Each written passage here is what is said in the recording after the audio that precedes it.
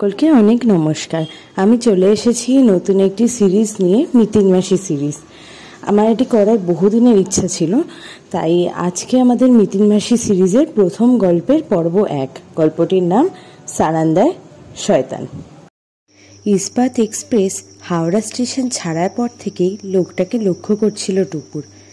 দেখার মতোই চেহারা বটে, বিশাল মাথায় চকচকে টাক, তামাটে রং, পুরু ঠোঁট, নাক চ্যাপটা, ফোলা ফোলা গাল, গালে বিভৎস একটি কাটা দাগ, গোটা মুখে কেমন যেন নিষ্ঠুরতার আভাস, দৃষ্টি দেখে জো নেই। ঘন সবুজ সানগ্লাস সাঁটা আছে চোখে। খড়গপুর প্রায় এসেই গেল, এখনো একবারও চোখ থেকে রোদ চশমা নামালো না লোকটা। চৈত্রের গরমেও গলা বন্ধ ফুল শার্ট পরে আছে। শার্টের রং কুচকুচে কালো, পায়ে দুধ সাদা শু, দেখেই কেমন হিন্দি ফিল্মের ভিলেনের মতো মনে হয়। লোকটার হাবভাবও রীতিমতো সন্দেহজনক।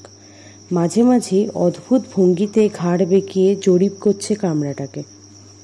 কোলে রাখা বাদামি ব্রিফকেস খোলা বন্ধ করছে ঘন ঘন। মাথা ঝুঁকিয়ে খুদে খুদে চিরকুটে কি যেন লিখছে, কাটছে, আবার লিখছে। কাটাকুটি করা কাগজের টুকরাগুলো কিছু পুড়ে রাখলো ব্রিফকেসে, আর কিছু উড়িয়ে দিল জানালার বাইরে। একখানা মোটা লালচে ইংরেজি খবরের কাগজ বার করলো ব্রিফকেস থেকে। আশেপাশে যাত্রীদের আড়াল করে বহুক্ষণ ধরে পেন্সিলে কী সব দাগ টানল। তারপর হঠাৎই ব্রিফকেসে ঢুকিয়ে দিয়েছে কাগজটা। উল্টো দিকে মুখ ফিরিয়ে মাথা নাড়ল আপন মনে। থেকে থেকে কোমরে হাত দিচ্ছে, কি যেন অনুভব করছে টিপে টিপে। টান টান হচ্ছে, ঝুঁকছে। রিভলভার আছে নাকি? টুপুরের বুকটা ঢিপ ঢিপ করে উঠল। যাত্রা শুরুর থেকেই আর চোরা উত্তেজনা ফুটছে টুপুর। এবার তো শুধু বাবা মায়ের সঙ্গে বেড়ানো না, মিতিন মাসি আছে সঙ্গে।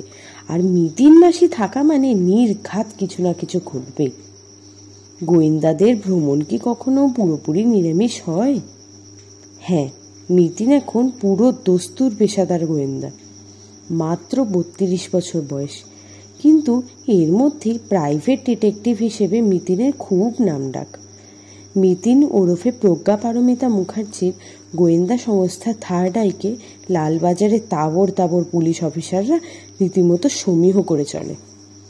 বেশ কয়েকটা জব্বর কেস সলভ করেছে মিতিন, বিশেষ করে আলিপুর হত্যা রহস্য। কেসটা ছিল এয়ার এম্বলিজমের। ছেলের কষ্ট আর সহ্য হচ্ছিল না বলে ফাঁকা সিরিঞ্জ দিয়ে বাতাস ইঞ্জেকশন করে ছেলেকে মেরে ফেলেছিলেন মা। আর দোষ পড়েছিল ছেলের বউয়ের ঘাড়ে। প্রকৃত সত্য উদ্ঘাটন করে মিতিন দারুণ হইচই ফেলে দিয়েছিল শহরে। তারপরে বিদিশা রুদ্র ব্ল্যাকমেলিং কেস। ধনী গৃহবধূ বিদিশাকে ভয়ে দেখিয়ে টাকা শোষণ করেছিলেন তারই শ্বশুরমশাই স্বয়ং। মাঝখান থেকে একটা খুনও হয়ে গিয়েছিল। শেষ পর্যন্ত আসল অপরাধী মিতিনের চোখকে ধুলো দিতে পারেনি। ব্যাংক প্রতারণা আসামি হরিশঙ্কর চাকলাদারকে পাকড়াও করাটাও কম রোমহর্ষক ছিল না। হেন মিতিন মাসির সঙ্গলাভ কি বৃথা যাবে টুপুরে? হয়তো ওই টাক মাথাকে দিয়েই ঘটনা ঘন ঘটা শুরু হতে পারে। টুপুরের পাশে টুপুরের মা সহেলি, আর ওপাশে মিতিন। বারবার মিতিন মাসির দৃষ্টি আকর্ষণ করার চেষ্টা করছিল টুপুর, চোখ ঘুরিয়ে, ভুরু নাচিয়ে, আঙুল নেড়ে নেড়ে। তো মিতিন মাসি তাকাচ্ছেই না। সেই যে ট্রেনে উঠে সিটে গ্যাঁট হয়ে বসে মায়ের সঙ্গে গল্প শুরু করেছে, হাত মুখ নেড়ে দিদি আর বোনের কথা হয়ে চলেছে তো চলেইছে। জামশেদপুর কেন, সারান্ডার জঙ্গলে পৌঁছেও বুঝি দুজনে কথা ফুরোবে না। ইস, মিতিন মাসি কেন যে একটু দেখছে না লোকটাকে। শুধু মিতিন নয়, কেউই লোকটাকে সেভাবে নজর করছে না। কামরা ভর্তি প্যাসেঞ্জার, সবাই যে যার মতো ব্যস্ত। কোথাও দল বেঁধে আড্ডা চলছে, কেউ ঘুমোচ্ছে, কেউ বা ম্যাগাজিন ওন্তাচ্ছে অলসভাবে। হকাররা পসরা নিয়ে যাতায়াত করছে প্যাকেজ দিয়ে। একটা রোগা মতন কফিওয়ালা টাক মাথাকে জিজ্ঞাসা করলো চা কফি চাই কিনা।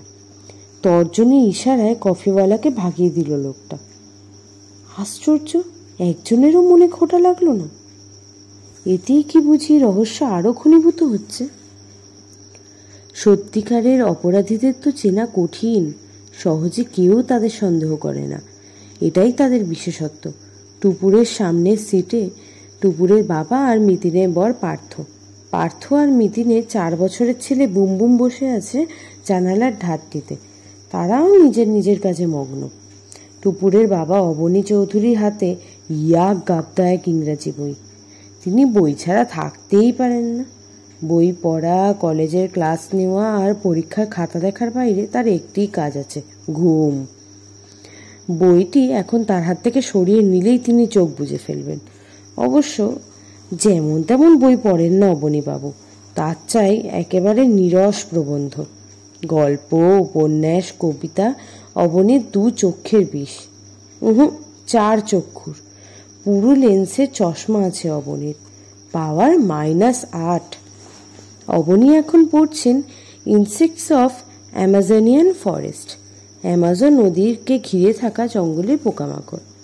পার্থ ডুবে আছে শব্দ জব্দে। হাওড়া স্টেশনে এক গাদা বাংলা কাগজ কিনেছিল পার্থ। এখনো সে ডট পেন চিবোতে চিবোতে ছক পূরণ করছে। নেশা। অবনীর চেয়ে পার্থ অনেকটাই ছোট।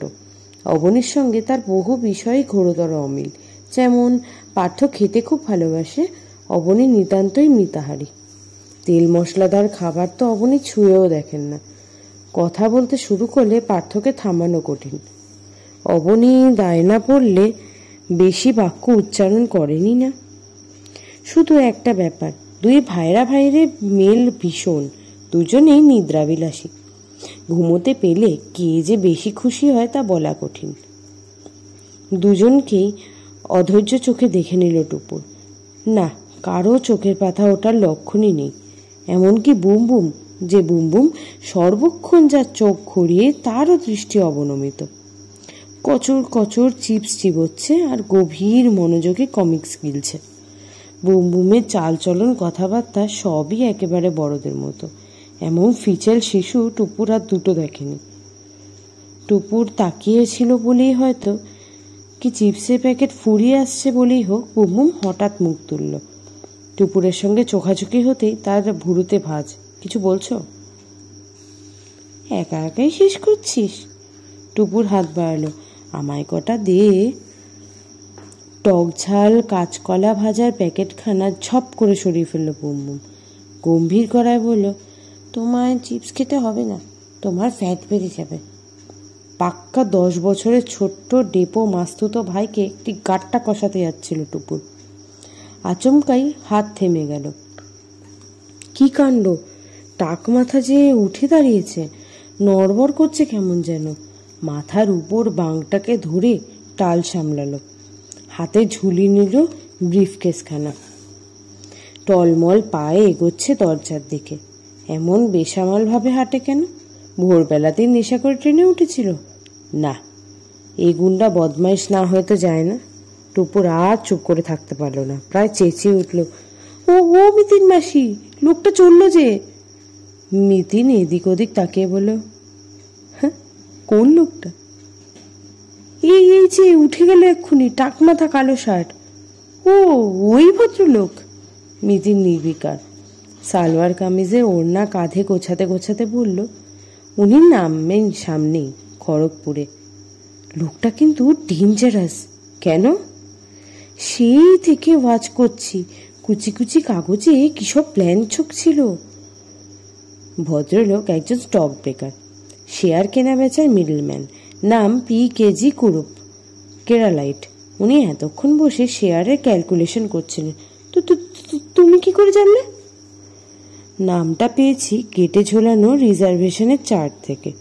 কুরুপ টাইটেলটা কেরলের লোকেদেরই হয় সাধারণত। মিতিন একগাল হাসল। আর শেয়ারের ব্যাপারটা বুঝলাম লোকটা ব্রিফকেস থেকে। ভিতরটা শেয়ারের পেপারে ঠাসা, আমি দেখে নিয়েছি। প্লাস খবরের কাগজ খুলে উনি শেয়ারের পেজেই মার্কিং করছিলেন। টুপু থতমত মুখে বলল, কিন্তু চেহারাটা তো দর্শনধারী না হলেই বুঝি খারাপ লোক হতে হবে? ওরে বোকা, ভদ্রলোক মোটেই মন্দ মানুষ নন, বলতে পারিস দুর্ভাগা। কেন? ভদ্রলোকের শরীরটা পুরো ঝাঁঝরা, একটা পা নেই, আর্টিফিশিয়াল লিম্ব লাগিয়ে চলাফেরা করেন। হাঁটতে গিয়ে ব্যালেন্স পাচ্ছিলেন না, সম্ভবত বড় অ্যাক্সিডেন্ট হয়েছিল। গালের ওই কাটা দাগটা ওই দুর্ঘটনারই স্মৃতিচিহ্ন। গায়েও নিশ্চয়ই ওরকম অনেক দাগ আছে, সেগুলোকে ঢাকতেই ওই গলাবন্ধ ফুল শার্টটি পরেছিলেন। অ্যাক্সিডেন্টে ভদ্রলোকের একটি চোখও গেছে, রাইট আই। এক চোখে দেখেন বলে ঘাটটাকে অনেকটা ঘোরাতে হয়। কোমরেও চোট আছে, এখনও বেল্ট ব্যবহার করেন। বেল্ট বাঁধা আছে বলেই স্বস্তিতে বসতে পারছিলেন না লোকটা। মিতিনের হাসি চওড়া হলো। বুঝলি কিছু হাদা গঙ্গারাম? টুপুর পুরো মিইয়ে গেল। রহস্যটা জল পড়ে গেল এভাবে। মিতিন হাত বাড়িয়ে টুপুরের চুল ঘেটে দিল। কিরে, তোর না খুব আমার অ্যাসিস্ট্যান্ট হওয়ার শখ? অবজারভেশন পাওয়ার এত পুর হলে চলবে? টুপুর আর মিতিনের মাঝখানে বসে সহেলি এতক্ষণ সব শুনছিল। পুট করে বলে উঠল, আহার হাসাস না, ও হবে কিনা তোর মিসেস ওয়াটসন। মিসেস নয় বর্দি, শার্লক হোমসের সহকারী ছিল মিস্টার ওয়াটসন। তুমি টুপুরকে বড়জোর মিস ওয়াটসন বলতে পারো। ওই হলো, যে মেয়ে এখনো নিজের পেন হারালে খুঁজে বার করতে পারে না, সে আবার করবে গোয়েন্দাগিরি। টুপুর আহত মুখে বলল, সে তো আমি ভালো করে খুঁজি না বলে পাই না। ওইটাই তো তোর ত্রুটি, মিতিন বলল। অ্যাটেনশনটা বাড়া। শুধু ক্যারাটে শিখলেই হবে না, মস্তিষ্কেরও ব্যায়াম চাই।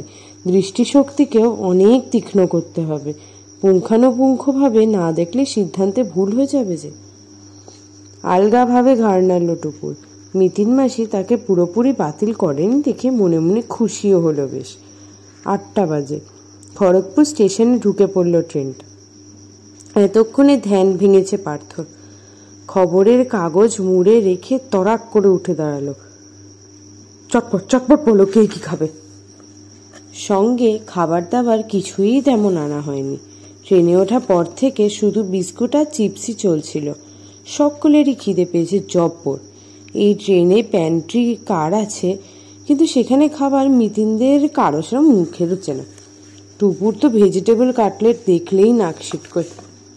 কি একখানা কাগজের মতো অমলেট বেচে এরা, সেটাও ভারী অখাদ্য। টুপুর বলল, সলিড কিছু আনো, যাতে অনেকক্ষণ পেটে থাকে। মিতিন বলল, দেখো না পুরি তরকারি পাও কিনা, পার হেড করে পুড়িয়ে নিতে পারো 4টে। হাতের কাছে কলা আঙুর পেলেও নিয়ে এসো। সহেলি বললেন, সঙ্গে লাড্ডু এনো, মিষ্টি ছাড়া ব্রেকফাস্ট জমেই না। অবনী বই থেকে চোখ না সরিয়ে বলল, আমি কিন্তু শুধু ফ্রুটস নেব। বসে বসে হুকুম ছোড়া হচ্ছে। সহেলি ঝামটে উঠে বললেন, তুমি যাও না ওর সঙ্গে, ও বেচারা একা একা এত আনবে কি করে? অবনী যেন শুনতেই পেলেন না, আবার ঢুকে পড়েছেন অ্যামাজনের জঙ্গলে। অগত্যা কি আর করা যায়, পার্থকেই পরিমরি ছুটতে হলো গেটে। ট্রেন থামতে না থামতেই হুড়মুড়িয়ে ওঠানামা করছে লোকজন। যত না নামলো উঠলো তার চেয়ে ঢের বেশি। মাত্র কয়েকটা সিট ফাঁকা ছিল ট্রেনে। খড়গপুরে কামরা একেবারে টইটুম্বুর। প্ল্যাটফর্মেও রীতিমতো হইচই হচ্ছে। চাওয়ালা, খাবারওয়ালা, ম্যাগাজিনওয়ালাদের হাঁক ডাকে দীর্ঘ প্ল্যাটফর্ম সরগরম। পার্থ একবার এদিকে ছুটছে আর একবার ওদিকে। পার্থের দশা দেখে মিতিন বলে উঠল, যাই আমিও নামি।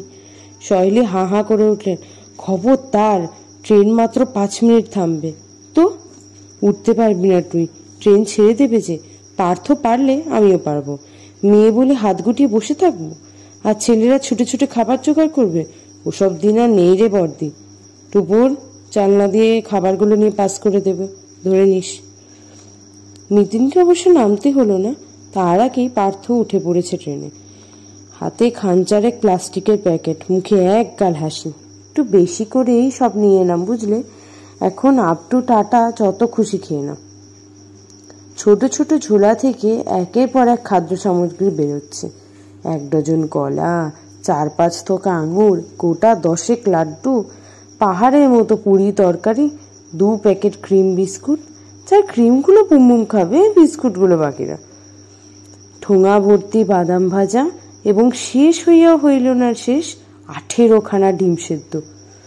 টুপুরের চোখ কপালে। এত খাবার কে খাবে পার্থ এসো? পার্থ সগর্বে বলল, তোরাই খাবি?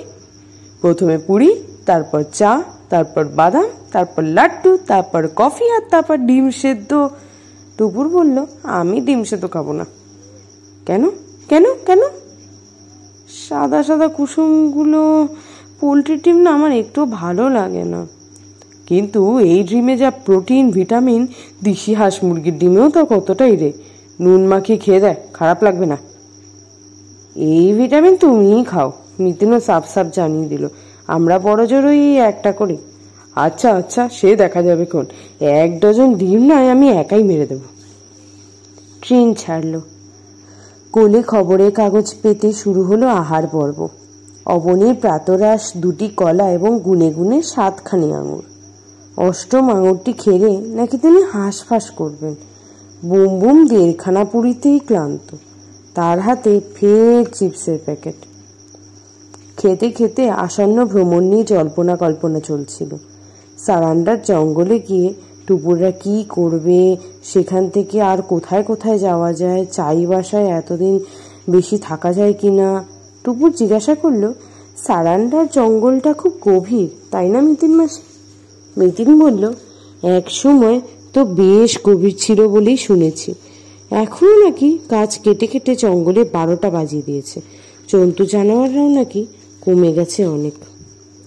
সহেলি বলল, মা, আমরা কি তাহলে কিছুই দেখতে পাবো না? হরিণ টরিণ মিলবে, পার্থ বলে উঠল। আর বুনো শুয়োর কপালে থাকলে 1-8টা হাতে কিংবা ভাল্লুক। বুম বুম গম্ভীর মুখে প্রশ্ন করলো, বাঘ দেখা যাবে না? থাক, বাঘ দেখে কাজ নেই। বাঘ সিংহ চিড়িয়াখানাতেই দেখা ভালো। টুপুর ফিক করে হাসলো, কিংবা অনেক দূর থেকে বাইনোকুলার দিয়ে। বুম বুম ঠিক সন্তুষ্ট হলো না, ঠোঁট ওল্টাচ্ছে। ঠিক তখনই পাশ থেকে একটা ভারী স্বর, সারান্ডায় আপনাদের কদিনের প্রোগ্রাম? একসঙ্গে সব কটা চোখ ঘুরে গেল। সামনেই প্যাসেজে এক দীর্ঘদেহী ভদ্রলোক, এত লম্বা যে কেমন কুঁজো হয়ে দাঁড়িয়েছেন। পরনে ধুতি পাঞ্জাবি, কাঁধে ঝোলা ব্যাগ, বছর বয়স 47 হবে। খড়গপুর থেকে শেষ মুহূর্তে উঠেছিলেন লোকটা। দেখেছিল টুপুর, বসার জায়গা পাননি। ভদ্রলোক ফের বললেন, অনেকক্ষণ ধরে আপনাদের কথা শুনছি, থাকতে না পেরে নাক গুলিয়ে ফেললাম। মানে কদিন থাকছেন সারান্ডায়? উত্তরটা পার্থ দিল, 5-6 দিনের প্ল্যান আছে, দেখি চায় বাসায় গিয়ে কদিনে বুকিং পাই। উঠছেন কোথায়? এখনো ঠিক করিনি, ভাবছি থলকবাদ, কুমডি আর শশাঙ্ক বুড়োতে পালা করে থাকবো। শশাঙ্ক বুড়ো নয়, শাসাং বুড়ো। মিতিন পার্থকে সংশোধন করে দিল। ভদ্রলোক বললেন, শাসাং বুড়োতে আপনারা থাকতে পারবেন না, ওখানকার রেস্ট হাউসটা নষ্ট হয়ে গেছে। ফরেস্ট অফিসার এখন আর ওটার বুকিং দেয় না। তাহলে আর কি? পার্থ ঘাট ঝাঁকালো। থলকবাদ আর কুমডি? যদি আমার পরামর্শ নেন তো বলি, ওই থলকবাদ কুমডি সব বাদ দিন, সোজা মেঘাতবুরুতে চলে যান। চমৎকার পাহাড়ি জায়গা, থাকাও অসুবিধা নেই। ইদানিং ওখানে একটা ভালো হোটেলও হয়েছে। তোফা আরামে থাকবেন, ওখান থেকে জিপ ভাড়া করে সকালের দিকে ঘুরেও আসতে পারবেন জঙ্গল।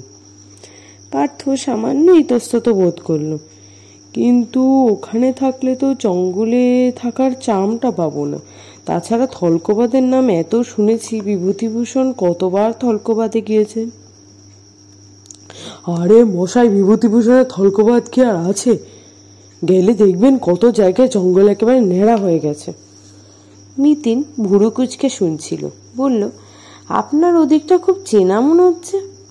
আমি তো প্রায় সারান্ডারই লোক। তাই নাকি? এ কথা তো আগে বলতে হয়। পার্থ দারুণ উৎফুল্ল, সরে বসে জায়গা করে দিল লোকটাকে। বসুন বসুন। সহেলিও চোখ বড় বড় করে লোকটাকে দেখছিলেন। বললেন, আপনি জঙ্গলে থাকেন? লোকটা মুচকি হাসলে, আমি এখন থেকে খড়গপুরে, তবে আমার অরিজিনাল বাড়ি জামদা। সারান্ডার জঙ্গল থেকে জামদা খুব একটা দূরে নয়, এই ধরুন অ্যারাউন্ড 30 কিলোমিটার। আয়েশ করে সিটে হেলান দিলেন ভদ্রলোক। এমন সময় অবশ্য জঙ্গল অনেক কাছে ছিল। ছোটবেলায় দেখেছি ভালুক টালুক এসে যেত জামদায়, এক দুবার বাঘও এসেছে। বলেন কি? পার্থ টান হলো। সেই জঙ্গল গেল কোথায়?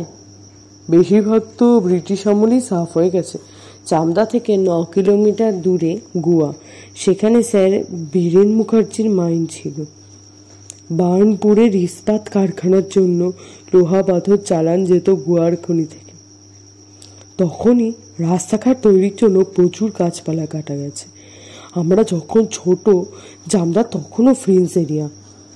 জঙ্গলে লাগোয়া জায়গা বলে জন্তুরা এক আধবার দর্শন দিয়ে যেত আর কি। শিকারিও দেখেছি তখন। বাঘ টাঘ মারতে হলে তারা আমাদের জামদাতে এসে এই ঘাটি কাটত। ইনফ্যাক্ট আমার বাবাও একজন দক্ষ শিকারী ছিলেন। ভদ্রলোকের সঙ্গে বেশ আলাপ জমে গেল। গল্পে গল্পে জানা গেল ভদ্রলোকের নাম মুকুল সিংহ। চাকরি করেন খড়গপুর IITর এক ছাত্র হস্টেলে। বিয়ে থা করেননি, ঘর ভাড়া নিয়ে একাই থাকেন খড়গপুর টাউনে। ছুটি ছাটা পড়লে জামদায় চলে যান। জমিদার বাড়িতে বাস করেন বাবা, ভাই, ভাইয়ের বউ আর খুদে এক ভাইপো। মুকুলবাবুর বাবা পুরুষোত্তম সিংহ বহুকাল ব্যবসা করছেন জামদায়, প্রধানত টিম্বার মার্চেন্ট। তবে কাজ ছাড়াও আরো অনেক কিছু কারবার আছে পুরুষোত্তমপুরে, ঠিকাদারি, ট্রান্সপোর্ট, অর্ডার সাপ্লাই ইত্যাদি। পুরুষোত্তম বাবুর ব্যবসাপত্র এখন দেখাশোনা করছেন মুকুলবাবুর ছোট ভাই বিকাশ। আরও জানা গেল মুকুলবাবু সাধারণত জামদা যান একটি প্যাসেঞ্জার ট্রেনে চড়ে। ট্রেনটা খড়গপুর থেকে ছেড়ে টাটানগর হয়ে গুয়া যায় ভায়া জামদা। আজ ঘুম থেকে উঠতে দেরি হয়েছিল বলেই ট্রেনটা অল্পের জন্য মিস করেছেন মুকুলবাবু। গুয়া প্যাসেঞ্জারের বিচিত্র কাহিনী শোনাচ্ছিলেন মুকুলবাবু। একবার নাকি এক পাল হাতি এসে গিয়েছিল ট্রেন লাইনে, ঝিনিকপানিতে। হই হই রই রই ব্যাপার হয়েছিল সেবার। পুলিশ এসে গেছে, শয়ে শয়ে লোকের ভিড়। ট্রেন প্যাঁপ ও হুইসেল বাজাচ্ছে। কোনো কিছুতেই হাতির ভ্রুক্ষেপ নেই। টানা 4 ঘন্টা নাকি লাইন অবরোধ করে দাঁড়িয়ে রইল গোটা 16 হাতি। তারপর কি মর্জি হলো, নিজেরাই হুঙ্কার টুঙ্কার দিয়ে চলে গেল লাইন ছেড়ে। শুনতে শুনতে টুপুরের চোখ গোল গোল। মানুষ ট্রেন অবরোধ করে শুনেছি, হাতিও করে। বুমবুম খুশি খুশি মুখে বলল, ইজ, আমাদের ট্রেনটাও যদি এখন হাতি অবরোধ করতো খুব মজা হয়। অবনী নিঃশব্দে বই পড়ে চলেছেন। মুখ না তুলেই মন্তব্য করলেন, elephants are ডেডলিয়ার than Tigers. Partha টিপ্পনি কাটল, বটেই তো বটেই তো। বাঘকে বাঘ মানানো যায়, কিন্তু হাতির সঙ্গে হাতাহাতি অসম্ভব। হাসি ঠাট্টার গল্পের মাঝে কেটে গেল বেশ খানিকটা সময়। ঝাড়গ্রাম পেরিয়ে গেছে ট্রেন। এখন মাঠঘাটের চেহারা অন্যরকম। যেদিকে তাকাও এখন শুধু বড় বড় এবড়ো খেবড়ো রুক্ষ প্রান্তর আর লাল রাঙামাটি। বেটে বেটে টিলাও দেখা যাচ্ছে ঘন ঘন, কখনো কাছে কখনো দূরে। সরু সরু নদী নালা আসছে হঠাৎ হঠাৎ, ঝমরঝম শব্দ তুলে তাদেরকে টপকে টপকে যাচ্ছে ট্রেন। দেখতে দেখতে ঘাটশিলা এসে গেল। জানলা দিয়ে উঁকি মেরেই চোখ মুখ উজ্জ্বল হয়ে উঠল মুকুলবাবুর। ওই তো আমার গাড়ি, ওই তো আমার গাড়ি। সত্যি সত্যি একখানা প্যাসেঞ্জার ট্রেন দাঁড়িয়ে আছে ওদিকে প্ল্যাটফর্মে। লাল রং, ধ্যারধ্যারে চেহারা। মুকুলবাবু ঝোলা কাঁধে উঠে দাঁড়ালেন। তাহলে আপনারা মেঘাতপুরতেই উঠছেন তো? পার্থ গা মুচড়ালো। দেখি কি করা যায়। পরামর্শটা শুনলে ঠকবেন না, বেড়ানোটা অনেক আরামের হবে। থলকোবাদের তো শুনলাম ইদানিং খুব ম্যালেরিয়াও হচ্ছে। ফরেস্ট ম্যালেরিয়া একেবারে হানা দিলে বুঝছেনই তো। মুকুলবাবু ট্রেন থেকে নেমে যেতে পার্থ মুখ বেঁকাল। ওর কথা শুনে আমরা জঙ্গলে থাকা ক্যান্সেল করব? অত খায় না। মিতিন ঝুঁকে ওপাশে ট্রেনটাকে দেখছিল। বিড়বিড় করে বলল, ভদ্রলোক কিন্তু বেশ অদ্ভুত আছেন। টুপুর মাথা দুলিয়ে বলল, যা বলেছ, বড্ড বেশি গায়ে পড়া টাইপ। শুধু ওইটুকু? আর কি? ভদ্রলোক যদি গুলবাজ না হন তাহলে তো ওনার বাবা একজন সম্পন্ন ব্যবসায়ী, রীতিমতো বড় লোক। অথচ বাবার ব্যবসায় না থেকে বড় ছেলে খড়গপুরে সামান্য একটা চাকরি করেন কেন? এটা তো আমার খুব স্বাভাবিক ঠেকলো না। টুপুর টান টান হলো। মিতিন মাসি কি মুকুল সিংহের মধ্যে কোনো রহস্যের গন্ধ পেয়ে গেল? গল্পটি কেমন লাগলো সেটি কমেন্টে জানাতে ভুলবেন না। আপনি আমার চ্যানেলে নতুন হলে সাবস্ক্রাইব করে রাখবেন, বেল আইকনটি অন করে রাখবেন। আমি ক্ষমা প্রার্থী খুব তাড়াতাড়ি ভিডিও না আনতে পারার জন্য, কিন্তু এইবারে আশা করছি আর এই ঘটনার পুনরাবৃত্তি হবে না। খুব তাড়াতাড়ি নিয়ে চলে আসছি পরের গল্পে, সারান্ডার শয়তানে পর্ব 2। আমি আপনাদের গল্পকথক সীমন্তী। দেখা হচ্ছে পরের ভিডিও। নমস্কার।